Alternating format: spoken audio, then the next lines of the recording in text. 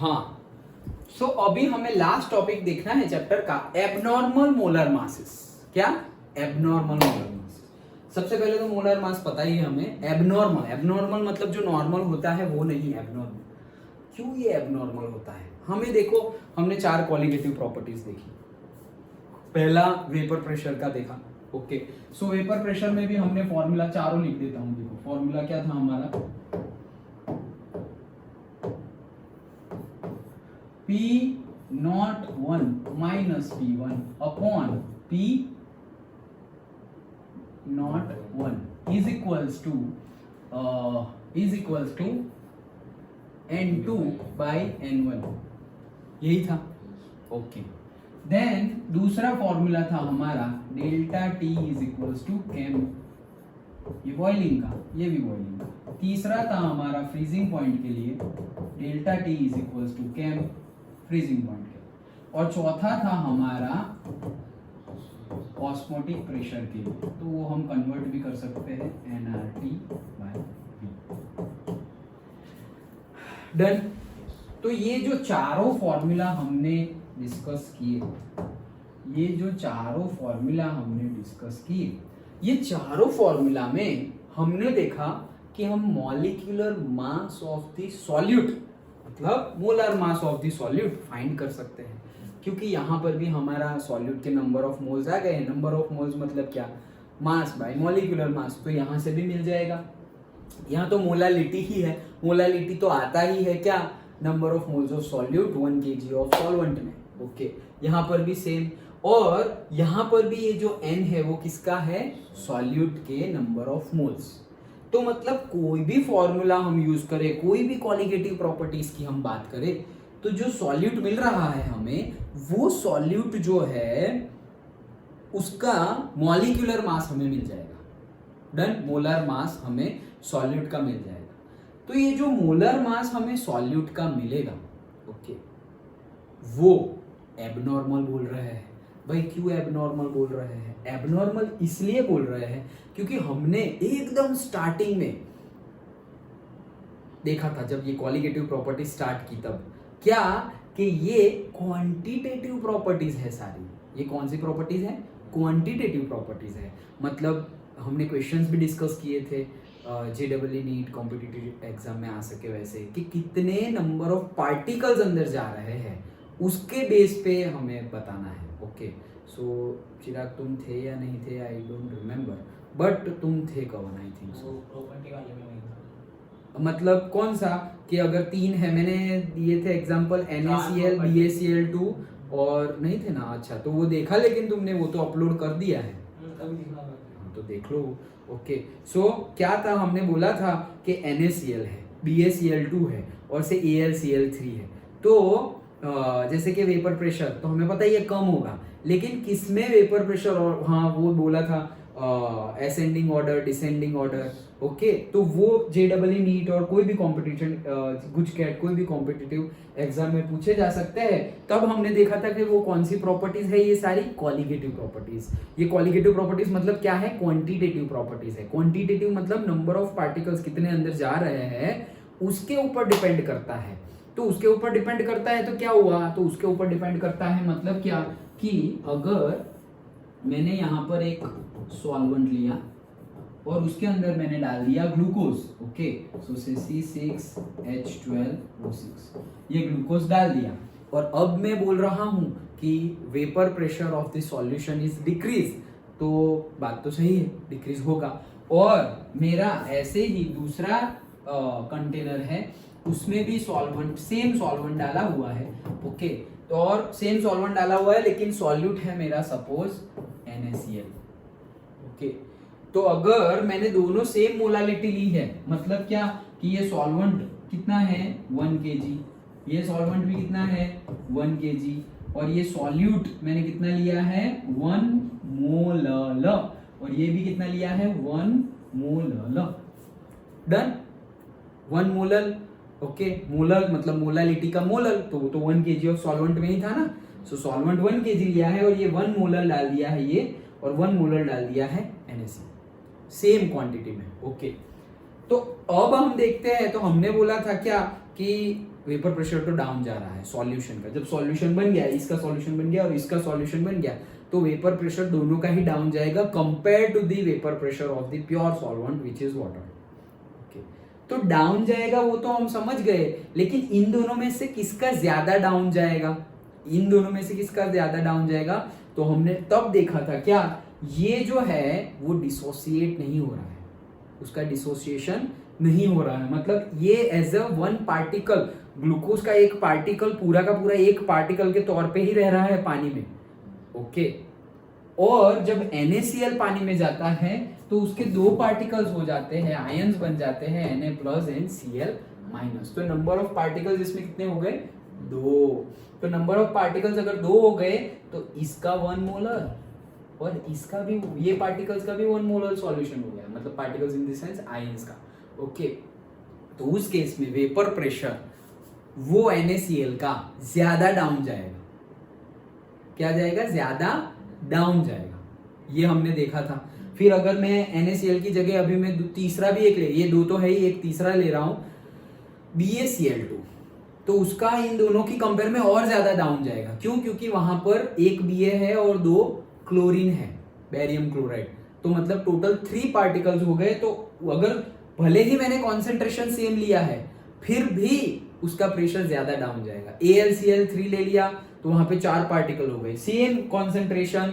Okay, फिर भी वहां पे वेपर प्रेशर में जो एक्सपेक्ट कर रहा हूं उससे भी ज्यादा डाउन जाएगा। अगर एक पार्टिकल है तब मैं जो एक्सपेक्ट कर रहा हूं यहां पर भी वही एक्सपेक्ट करूंगा, लेकिन हमने बोला था कि ये कौन सा है, क्वालिटेटिव प्रॉपर्टीज है। क्वालिटेटिव प्रॉपर्टीज क्या है, क्वांटिटेटिव है, सॉरी क्वालिटेटिव बोल दिया। क्वालिटेटिव प्रॉपर्टीज क्या है, क्वांटिटेटिव है, मतलब कि नंबर ऑफ पार्टिकल्स के ऊपर डिपेंड करती है। यहां पर तो अंदर जाके वो एक ही पार्टिकल्स के तरीके से बिहेव करता है, लेकिन ये 2 पार्टिकल्स हो गए, BaCl2 3 पार्टिकल्स हो गए, AlCl3 4 पार्टिकल्स हो गए, तो उनका प्रेशर तो और ज्यादा डाउन जाएगा कंपेयर टू दिस 1 पार्टिकल।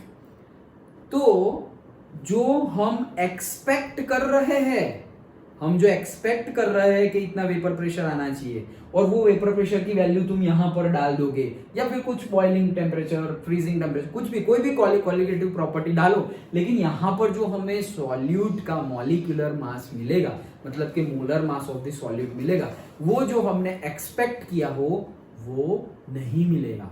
उससे ज्यादा भी मिल सकता है और उससे कम भी मिल सकता है। हम सोचेंगे सर दोनों कैसे हो सकता है, ज्यादा से ज्यादा ये एक की तरह बिहेव नहीं करेगा, 2 की तरह बिहेव करेगा, तो मतलब आगे ही की डायरेक्शन में ही जा रहा है, 1 से भले 2, 2 से 3, 3 से 4, ऐसे ही। ऐसा थोड़ी होगा कि 1 है तो 0 हो जाएगा, नहीं, ऐसे भी होता है, ऐसे भी होता है। जैसे कि तुम बेंजीन के अंदर एसिटिक एसिड डाल दिया, क्या डाल दिया, बेंजीन के अंदर एसिटिक एसिड डाल दिया, तो एसिटिक एसिड के 2 मॉलिक्यूल्स इकट्ठा होकर अंदर एक ही हो जाएगा, एज अ 1 पार्टिकल बिहेव करेंगे। समझ में आया, ये टूट जा रहे हैं ना, 1 में से 2 बन रहे हैं, एसिटिक एसिड 2 में से 1 बन जाएगा, तो हमारा मोलर मास ज्यादा भी आ सकता है या कम भी आ सकता है, और जो हमने एक्सपेक्ट किया था थियरिटिकली कैलकुलेट करके वो आएगा नहीं।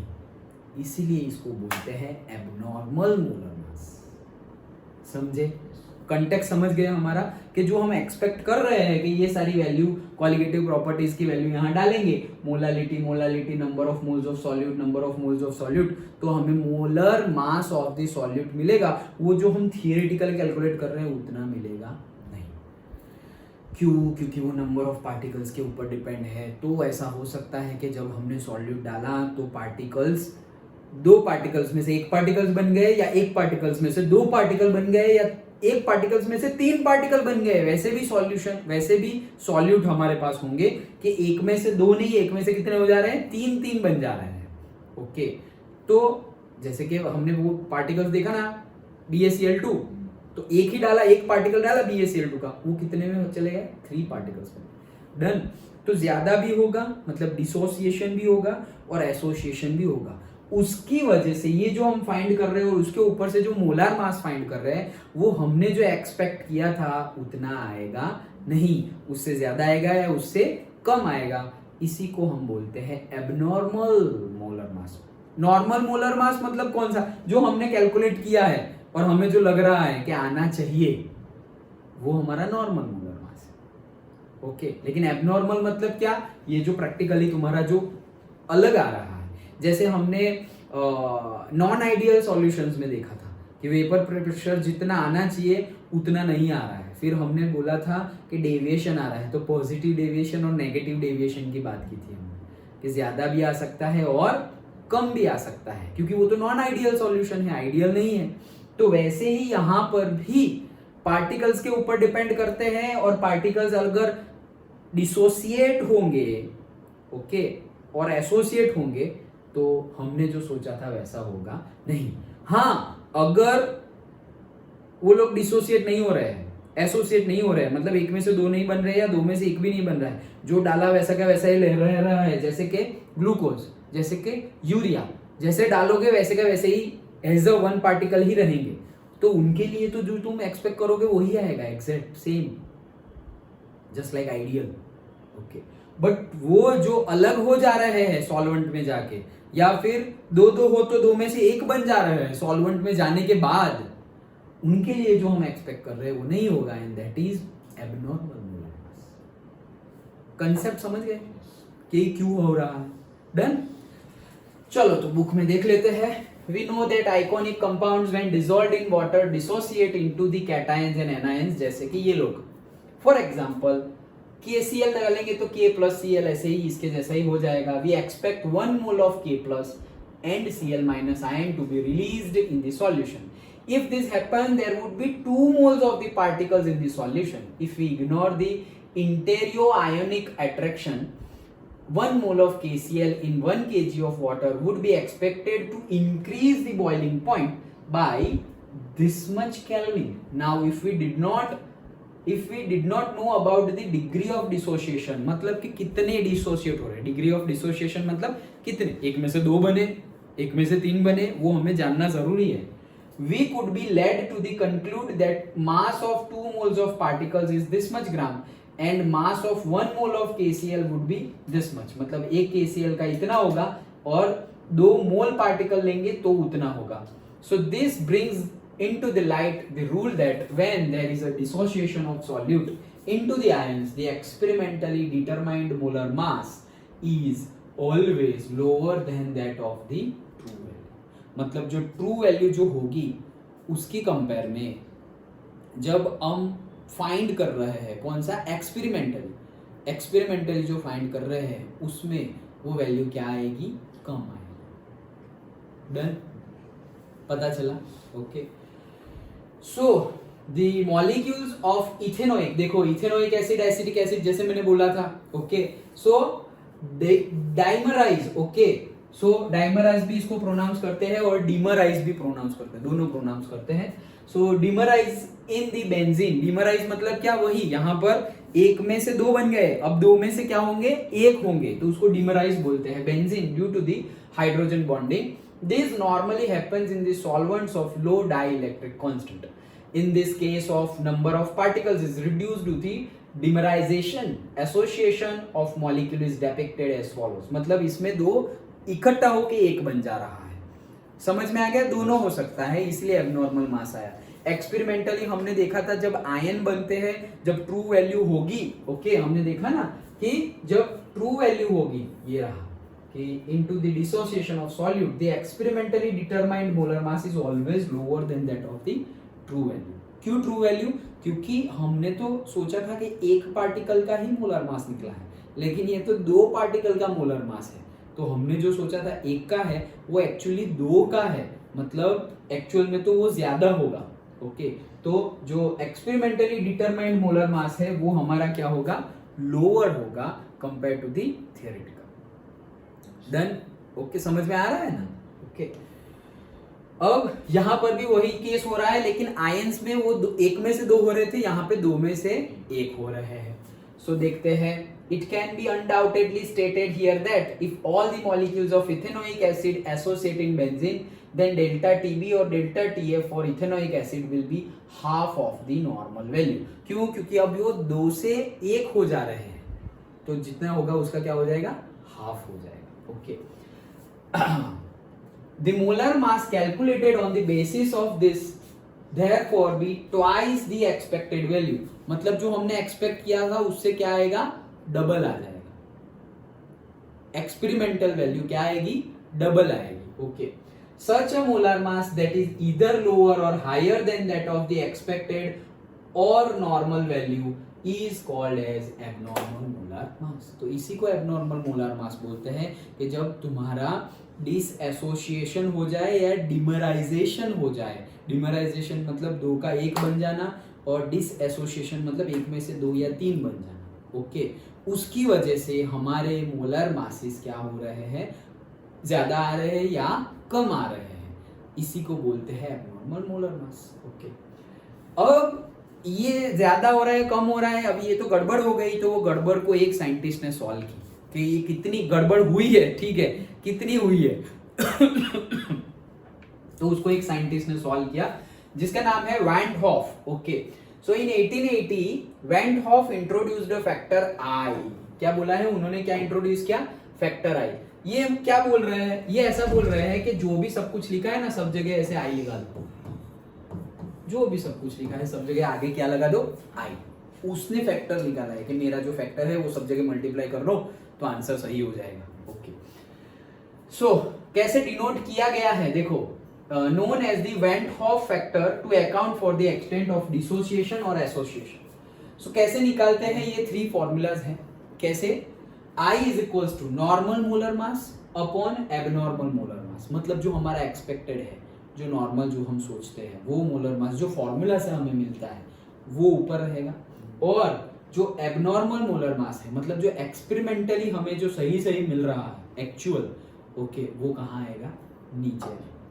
डन. नेक्स्ट दूसरा फॉर्मूला, ऑब्जर्व्ड कॉलिगेटिव प्रॉपर्टी.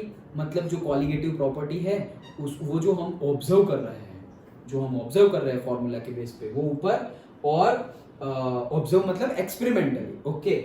और कैलकुलेटेड कॉलिगेटिव प्रॉपर्टी जो होगी जो हम थियरी से कर रहे हैं वो नीचे आएंगे. कॉलिगेटिव प्रॉपर्टी की बात कर रहे हैं मतलब boiling temperature, freezing temperature, vapour pressure, okay, freezing point, boiling point, osmotic pressure, उसकी बात कर रहे हैं. सो ऑब्जर्व्ड जो होगी वो प्रॉपर्टी ऊपर आएगी, और कॉलिगेटिव प्रॉपर्टी जो कैलकुलेटेड होगी मतलब जो हम कैलकुलेशन कर रहे हैं ना वो जो होगी वो नीचे आएगी.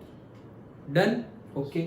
नेक्स्ट एक और फॉर्मूला है, टोटल डिफरेंट डिफरेंट कंटेक्स्ट में है, ये मोलर मास के कंटेक्स्ट में है, ये कॉलिगेटिव प्रॉपर्टी के कंटेक्स्ट में है. आई की वैल्यू देखो, total number of moles of particles after association. मतलब एसोसिएशन या डिसोसिएशन हो जाए उसके बाद टोटल कितने हो रहे हैं. मतलब अगर NaCl डाला तो एक में से दो हो गए हैं तो दो ऊपर लिखना पड़ेगा ना कि एक. ओके. लेकिन नीचे number of moles of particles before association, मतलब NaCl के number of moles before association नीचे आएगा, लेकिन आफ्टर दी एसोसिएशन बोल रहा हूं, डिसोसिएशन. NaCl में तो डिसोसिएशन होगा, सो NaCl डिसोसिएशन हुआ उससे पहले के जो नंबर ऑफ मोल होंगे वो यहां आएंगे और बाद वाले ऊपर आएंगे. तो वैसे ही देखो कि ऑब्जर्व्ड कॉलिगेटिव प्रॉपर्टी मतलब एक्सपेरिमेंटली वो बाद वाली है तो वो ऊपर है, और कैलकुलेटेड मतलब जो हम कैलकुलेट कर रहे हैं थियरिटिकल वो कहाँ है, नीचे है. तो यहाँ पर भी वो नीचे है. तो ये दोनों सेम है. और यहाँ पे एबनॉर्मल मोलर मास, तो एबनॉर्मल मोलर वो जो हम कैलकुलेट कर रहे हैं वही तो एबनॉर्मल आएगा क्योंकि पार्टिकल्स क्वांटिटेटिव प्रॉपर्टी शो कर रहे हैं, तो वहां पर भी ये क्या है, ऊपर. और नॉर्मल मास जो ये एबनॉर्मल मतलब जो आता है वो, और जो ट्रू वैल्यू है, जो एक्सपेरिमेंटल वैल्यू जो नॉर्मल है, ओके, वो कहाँ आएगी, ऊपर. डन. सो तुम वैसे भी याद रख सकते हो कि पीटी ट्रिक क्या है, I is equal to PT. PT खेलना है, आई प्ले पीटी. ओके.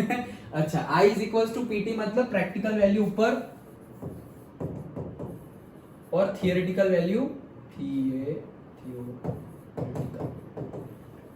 नीचे. ओके. सो थियरिटिकल मतलब कि जो हम कैलकुलेट कर रहे हैं वो नीचे आएगी, एक्सपेरिमेंटल और प्रैक्टिकल वो ऊपर आएगी. यहां पर भी थियरिटिकल में तो हम क्या बोल रहे हैं, डिसोसिएशन और वो सब तो पहले हमने सारे न्यूमेरिकल किए, हमने कंसिडर किया डिसोसिएशन और वो सब नहीं, हम तो करते गए, तो मतलब वो थियरिटिकल है, कैलकुलेटेड है, तो वो नीचे आएगी. और प्रैक्टिकल वैल्यू जो एक्चुअली डिसोसिएशन होगा या नहीं होगा, वो नंबर ऑफ मोल्स कहाँ आएंगे, ऊपर आएंगे। वैसे ही यहाँ पर जो हम कर रहे हैं वो कौन सा कैलकुलेट कर रहे थे अब तक, एबनॉर्मल। क्यों? क्योंकि हमने तो कैलकुलेट किया ही नहीं ना, NaCl के 2 है तो 2 कैलकुलेट करो। जो हमारा तो M2 आया, मतलब जो हमारा मोलर मास आया, अभी हमने 2-3 न्यूमेरिकल किए, फ्रीजिंग पॉइंट वाले भी और बॉइलिंग पॉइंट वाले भी, उसमें तो जो M2 आया हमने वही बोल दिया कि भाई M2 ये है, molecular mass of particular solute ये है, ऐसा ही बोल दिया। उसको तो हमने ना 2 से मल्टीप्लाई किया है ना 2 से डिवाइड किया है, कोई भी सॉल्यूट डाला हो। करेक्ट? तो मतलब वो थियोरेटिकल गिना है, वो थियोरेटिकल गिना है मतलब क्या, एबनॉर्मल है। वो ज्यादा भी हो सकता है और कम भी हो सकता है, तो ये जो ज्यादा हो सकता है कम हो सकता है वही क्या है, एबनॉर्मल। लेकिन एक्चुअल प्रैक्टिकल बेस जो होगा वो कौन सा होगा, नॉर्मल। तो तुम याद रखने के लिए क्या बोल सकते हो, PT, practical upon theoretical. Yes, okay.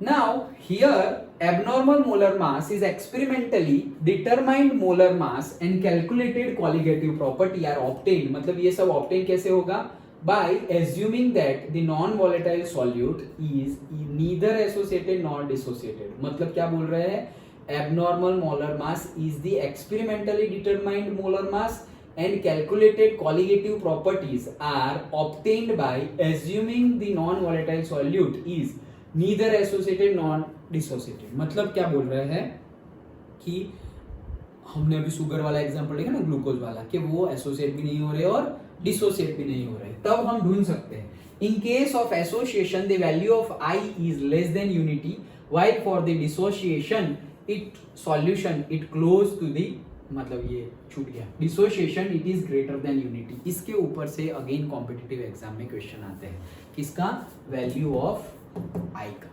Okay, तो सिंपली तुम याद रख लो कि value of I, okay, I की वैल्यू जब डिसोसिएशन होगा तब बढ़ेगी। ओके, डिसोसिएशन होगा तब क्या होगी, बढ़ेगी, बढ़ेगी, इंक्रीज होगी। सो डिसोसिएशन होगा तब बढ़ेगी। अच्छा, वैल्यू ऑफ I, डिसोसिएशन होगा तब बढ़ेगी, तो वैल्यू ऑफ I, IDI याद रख लो, DID नहीं, IDI। Okay, so value of I dissociation होगा तब क्या होगा, इंक्रीज होगा। दैट्स इट, बस एक याद रख लो तो बाकी सब कुछ उसमें आ जाएगा। वैल्यू ऑफ I डिसोसिएशन होगा तब इंक्रीज होगी, और एसोसिएशन होगा तो उससे उल्टा, डिक्रीज होगी। Done. So value of I dissociation होगा तब क्या होगी, इंक्रीज, IDI, ये हमारी ट्रिक। ओके, सो इंक्रीज होगी तो देखो, अब in the case of association I is less than unity, अगर यूनिटी से कम होगी, मतलब I यूनिटी से 1 से कम होगी, कब, जब एसोसिएशन हो रहा है। और जब इंक्रीज होगा, इंक्रीज कब होगी, डिसोसिएशन होगा तब, तो I की वैल्यू क्या होगी, ग्रेटर देन 1। डन। और कुछ होगा ही नहीं तो I is equal to 1। I is equal to 1 मतलब क्या, जो फॉर्मूला में अब तक हम कर रहे थे वही सही है, I की value 1। Done. Okay, so greater than 1 मतलब डिसोसिएशन हो रहा है, लेस देन 1 मतलब एसोसिएशन।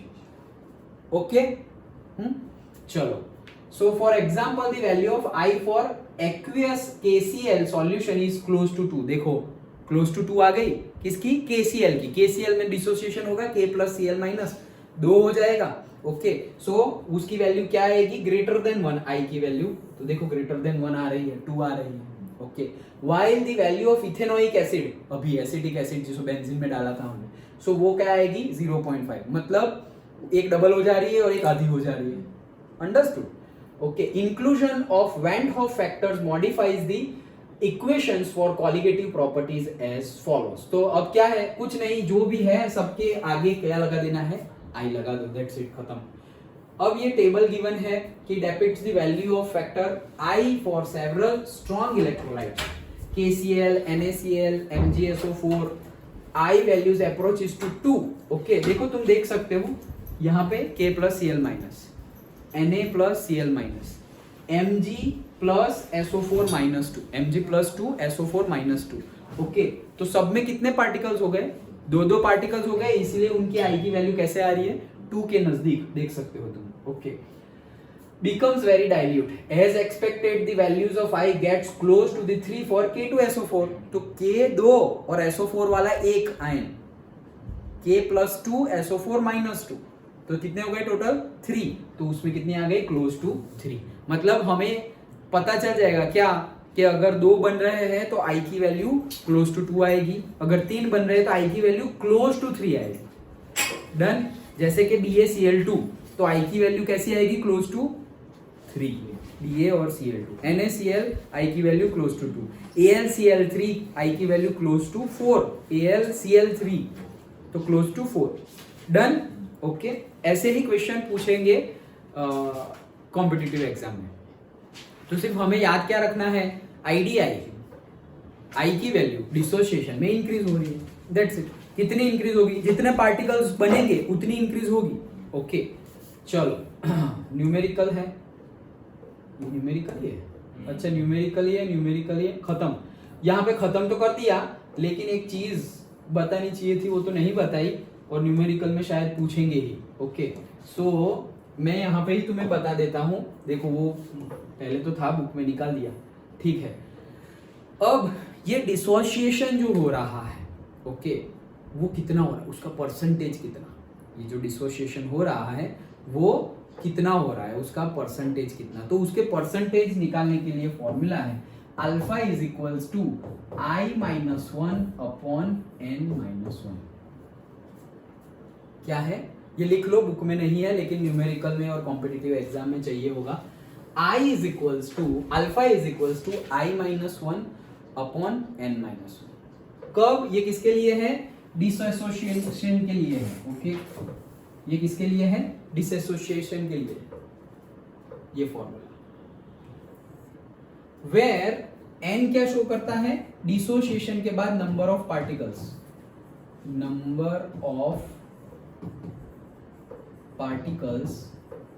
After dissociation.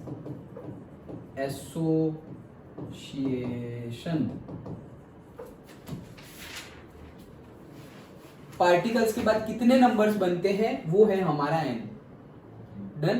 तो number of particles after dissociation, मतलब जैसे NaCl तो 2, BaCl2 3, AlCl3 4, okay, KCl 2, K2SO4 3, MgSO4 2। Done. तो वो 2 1 अभी जो हम बोल रहे थे वो क्या है, n की वैल्यू। डन, n की वैल्यू। अब MgSO4 तो क्या होगा, Mg+2SO4-2। आयन तो ये एक ही है, charge. Okay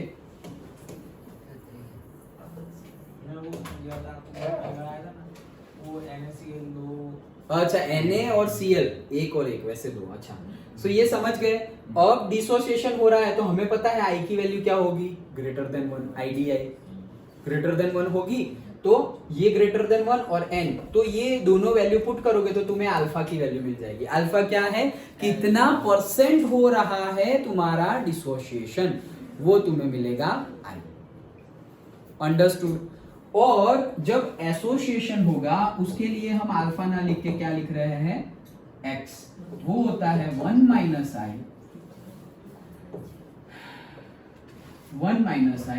n-1 into n।